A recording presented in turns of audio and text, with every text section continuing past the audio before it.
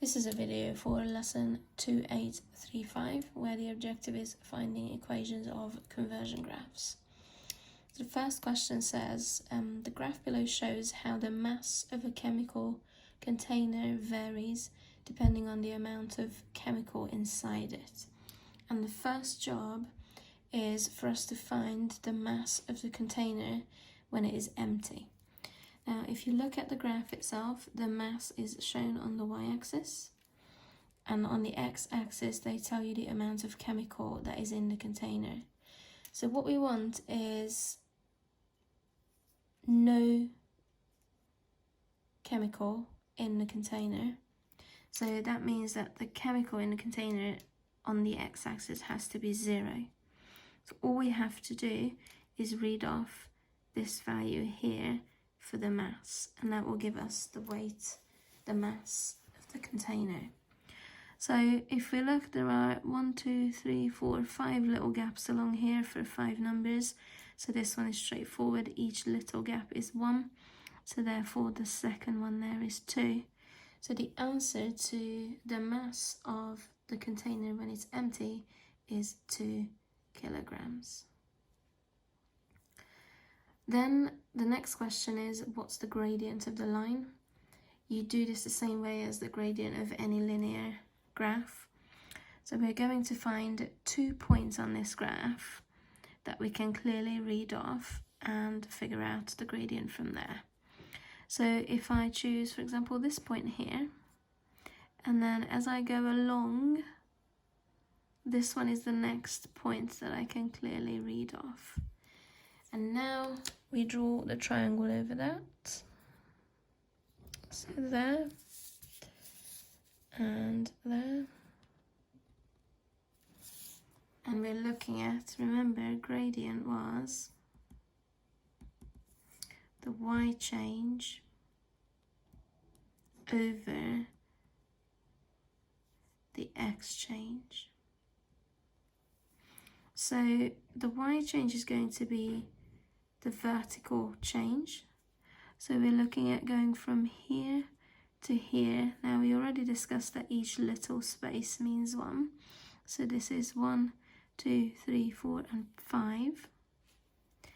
And then you need to be careful with the x-axis. As you can see, that whole space means 1. So this whole space here from 1 to 2 will also mean 1. So the gradient is equal to the y change, which is 5, over the x change, which is 1. So the gradient of this line is 5. That question is complete. Here's another example for this lesson. This graph shows how long it takes a machine to make rope. The first question is, write an equation for the line shown on the graph. Now, in an earlier lesson when we did the equation of a line, we always wrote it in the form of y equals mx plus c. So you remember that m was the gradient. So we will do what we did in the previous example. And c was the y-intercept. So to start with, I will read off that because that one is an easy one. So y-intercept is where this line goes through the y-axis. This is our y-axis.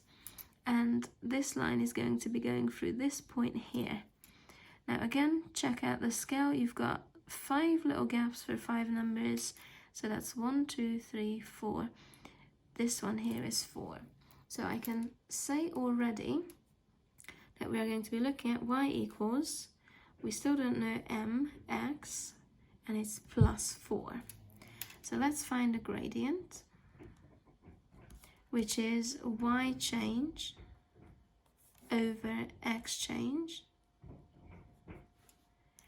And that would be drawing the triangle again. So I'm going to pick this point here, and as I carry on, this point here as well. Draw the triangle over.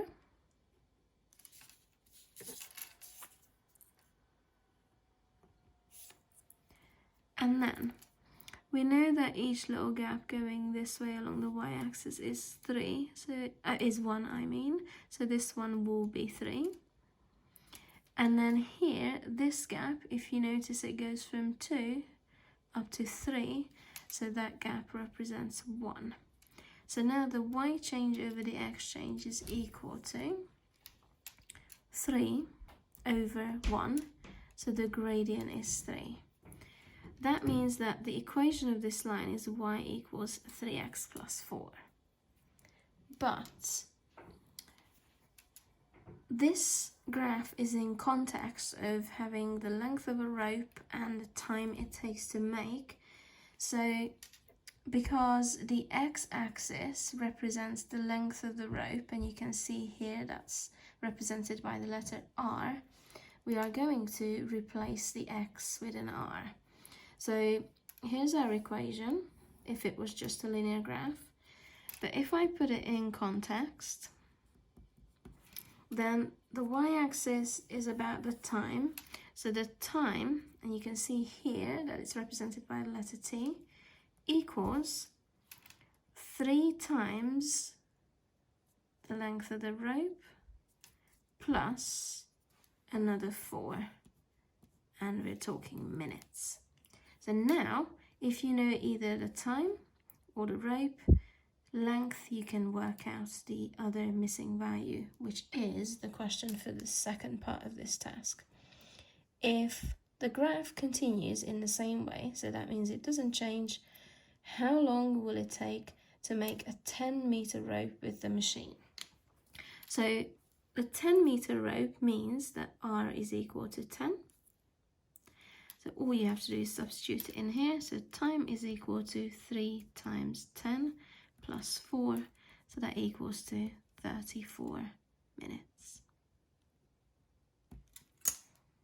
And that is that lesson over.